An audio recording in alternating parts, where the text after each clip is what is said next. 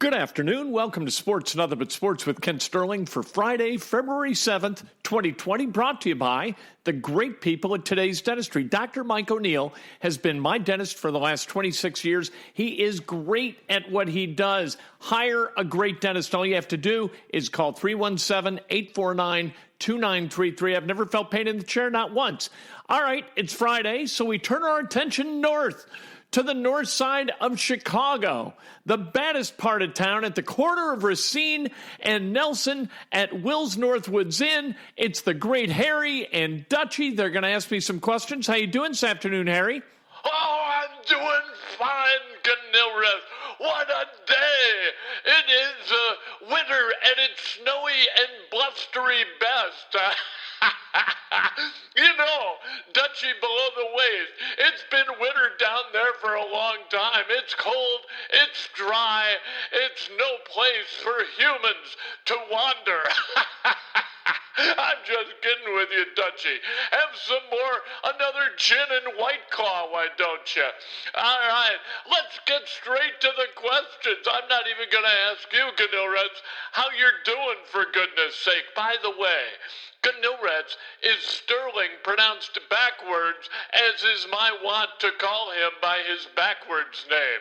Number one, how did Dan Dakich get his radio show on 1070 The Fan?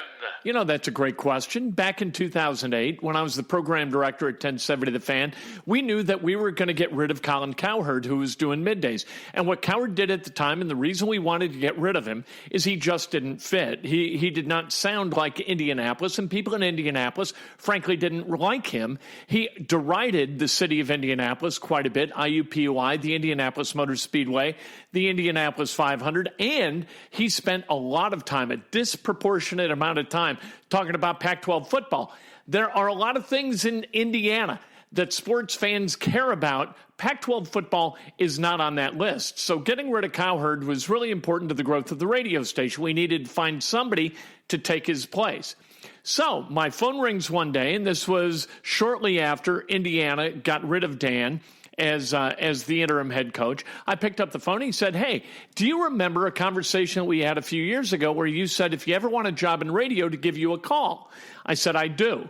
The reason why I told him that, and at that point I'd known Dan for about 20 years, is that when he was the head coach at Bowling Green, he had a show called Falcon Basketball with Dan Dakich on Fox Sports Ohio. And I would watch every week because I find Dan hilarious. And I thought that Ryan would enjoy the show. It's entertaining. It's about basketball. What's not to like, right? It's a guy that I've known for a long time. What Dan would do, Dan would never get bored. He would never allow himself to get bored. Most guys who do a coaching show, they just sit and they blah, blah, blah, blah, blah the entire half hour or the entire hour. And it's boring for him. It's boring for the host. It's boring for the people who are watching. It's boring for everybody.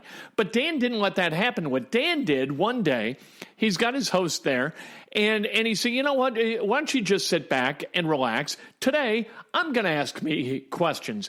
When I drive in, I think, okay, what kind of questions am I going to be asked? And then I start to answer them, and those are pretty good questions, but I'm never asked those questions, so I'm going to ask myself questions.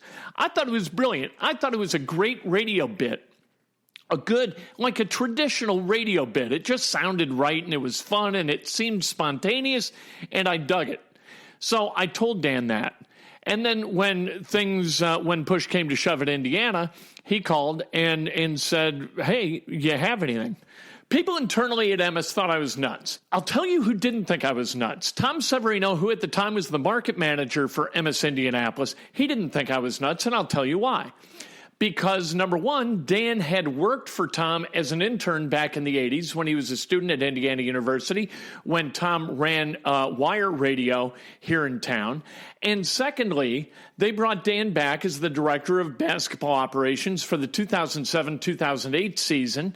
And prior to that season, Kelvin Sampson really didn't want to speak to an event at Assembly Hall. It was like a kickoff dinner type thing or a tip-off dinner. So Dan got up and told stories for about 45 minutes, and he could not have been more engaging, right? He was hilarious. People loved him. Tom saw what Dan was at that dinner. And because of that, Tom really embraced the notion of Dan coming to 1070 The Fan, wound up being a great hire.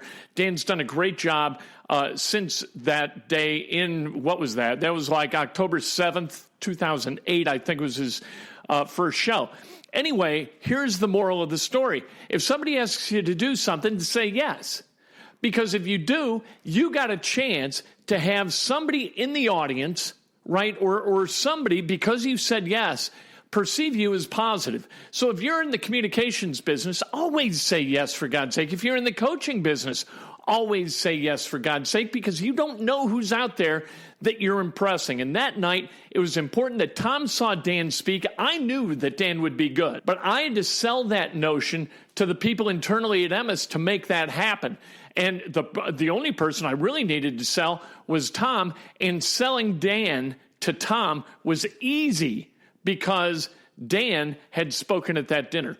And it was easy for me to perceive him to be a terrific radio guy, potentially, because he did that radio show, Falcon Basketball with Dan Dakich. So that's how he got the show. Dan still killing it on both ESPN and 1070 The Fan. That's interesting. Good advice. Get out there in front of people. Never say no. What did anybody ever get because they said no? Did anybody win because they said no? The answer is no, ironically. Dutchie's getting a giggle out of that. Number 2, do you care if Bob Knight is back at Assembly Hall tomorrow? You know, I really don't. I was kind of invested over the years in Bob Knight coming back and kind of putting this behind us. Is Bob Knight ever going to come back? Can Bob Knight bury the hatchet with Indiana? Will Indiana ever bury the hatchet with Bob Knight? It would be nice for the players who are being asked to be loyal to both the university and to Bob Knight to be able to be loyal to both at the same time. That'd be kind of nice. But other than that, I mean, I'm not totally invested in this thing. Bob Knight, he's not well. That's been pretty well chronicled.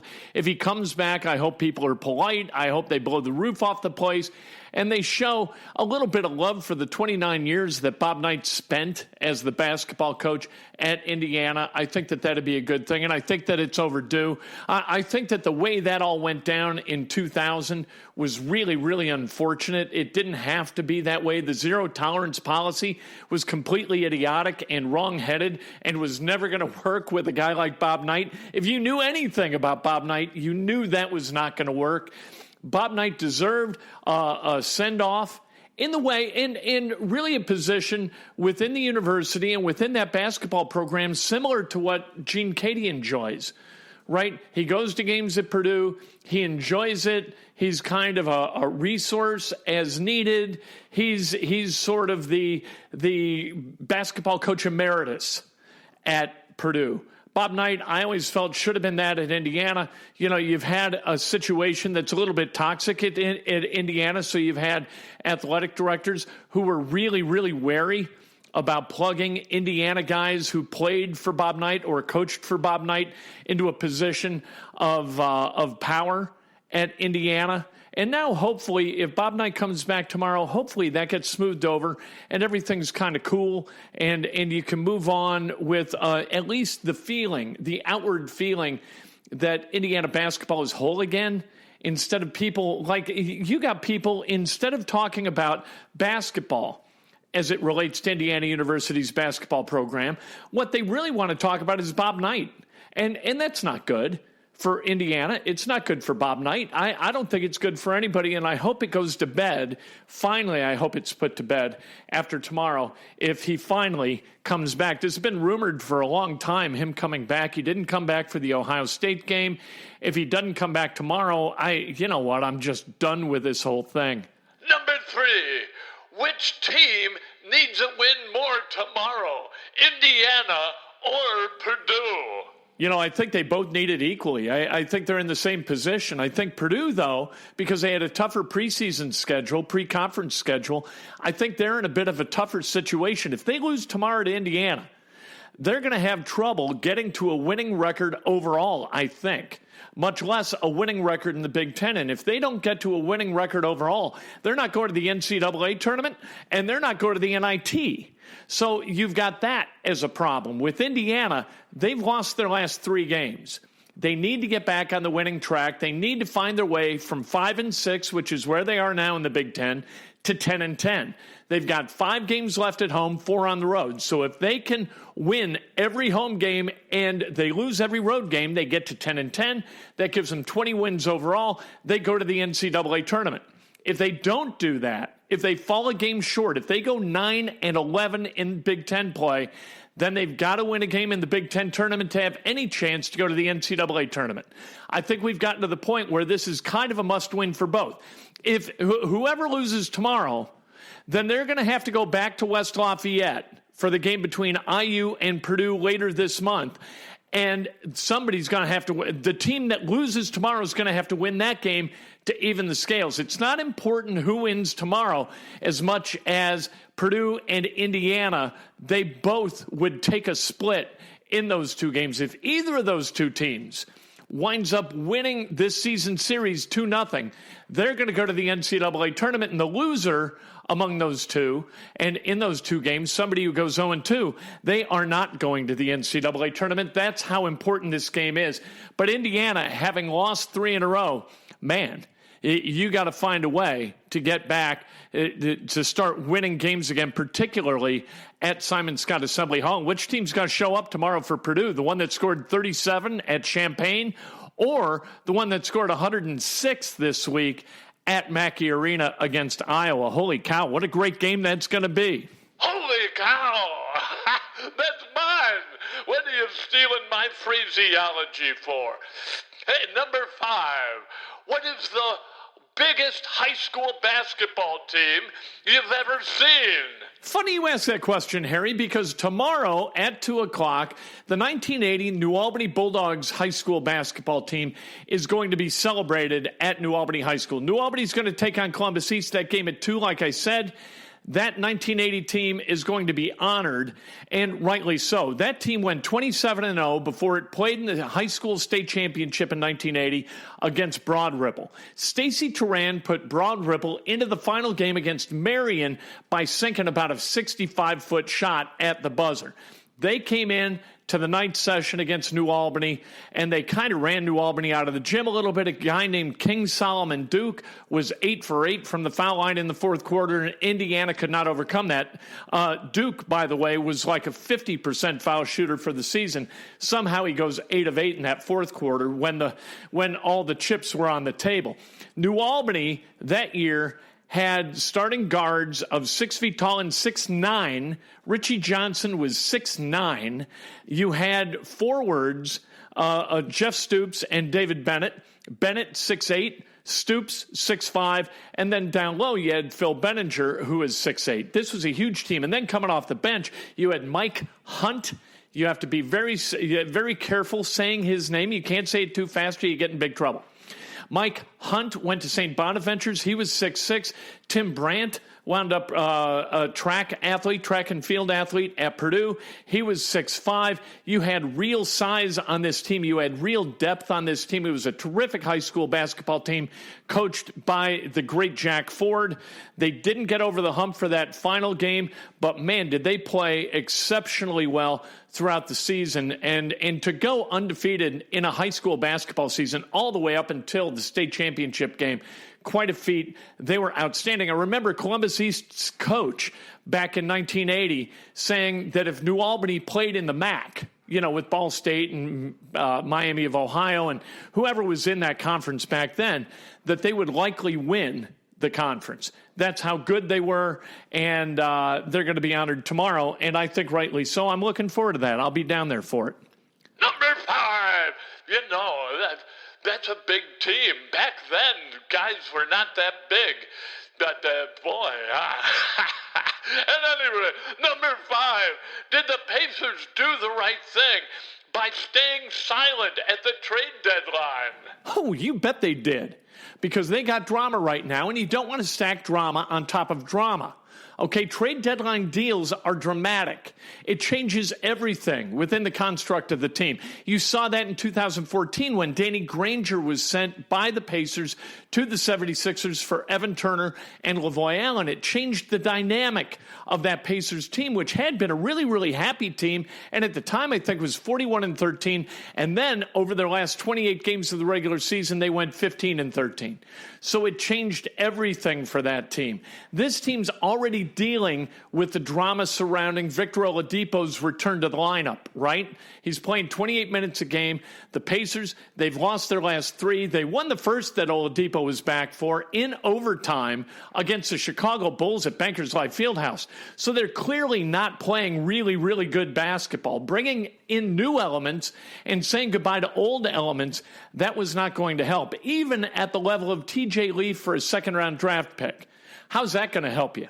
It might help TJ Leaf because he gets some minutes someplace else, but it's not going to help the Indiana Pacers. So they stayed quiet. Sometimes your best deals are the deals you don't make, and I think that was absolutely true for the Pacers yesterday as they kind of sat on their hands and didn't answer the phone and didn't pull the trigger on any deals. And I say bravo to Kevin Pritchard because they're already dealing with about all the drama that they can handle right now, like I said, with Oladipo. Thank you, Harry. Those were good questions. Those were insightful. I appreciate it. Oh, it's wonderful to be with you on such a chilly day. It warms my cockles to be included in your program. And I want to remind everybody that Will's Northwoods Tap at the corner of Racine and Nelson in sunny north side of Chicago, about 4.5 blocks south of Wrigley Field. This is the place to be. Come on down. They got pool tables. They got a popcorn machine. They got free hot dogs. They got gin and White Claws being served in Hockershore glasses. They got it all. Come on down. Well, is that good for you? That's every time I mention them, I get a free round in Dutchie. Dutchie gets a free shot of Jim Beam Maple. How about that? We'll talk to you next week, Canil Reds. Thank you, Harry, as always. Hey, want to remind you, a lot of good high school basketball around the state tonight. Girls sectionals all over the place. That's why there are a lot of afternoon games in high school basketball, including the game that I mentioned earlier. New Albany is going to be hosting the Olympians of Columbus East. IU, Purdue, tomorrow, 2 o'clock at Assembly Hall. Whether Bob Knight's there or not, they're going to still play the game. Tonight, you got the Pacers and the Raptors down at Bankers Life Fieldhouse. Tomorrow night, it's the Pacers and Zion Williamson with the New Orleans Pelicans. We don't know. One of these two games, Victor Oladipo is not going to play because he's not playing back-to-backs yet. We don't know which game that's going to be. We'll figure that out tonight. If he doesn't play tonight, he's going to play tomorrow. This game tonight is on ESPN. So I would be stunned if Victor Oladipo sat tonight. I believe he's going to sit tomorrow night because I don't think that the Pacers are going to want to incur the wrath unnecessarily of the NBA and of ESPN by sitting the guy that ESPN is featuring on promos saying, hey, watch tonight. We got the Raptors and the Pacers. So I think Oladipo is likely to play tonight. I think media does play a role in this kind of thing. Great stuff this afternoon, by the way. Matt Painter on the Dan Dakich Show is absolutely terrific. I'd love to hear Archie Miller do interviews like this. I must not be in the car at the right time when those interviews happen because I never hear Archie Miller on the radio talking to hosts about stuff.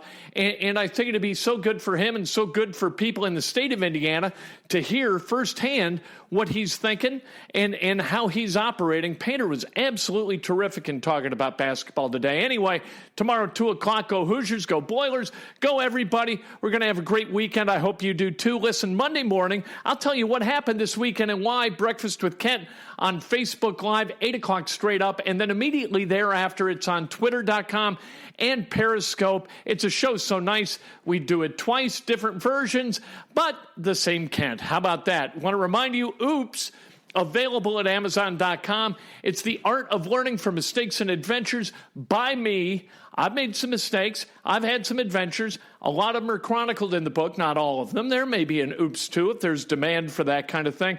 Anyway, the audiobook, the ebook, the hardcover book, all available at Amazon.com. Just search Kent and Oops, and up pops the yellow and red cover. We'll talk to you Monday morning. Join me.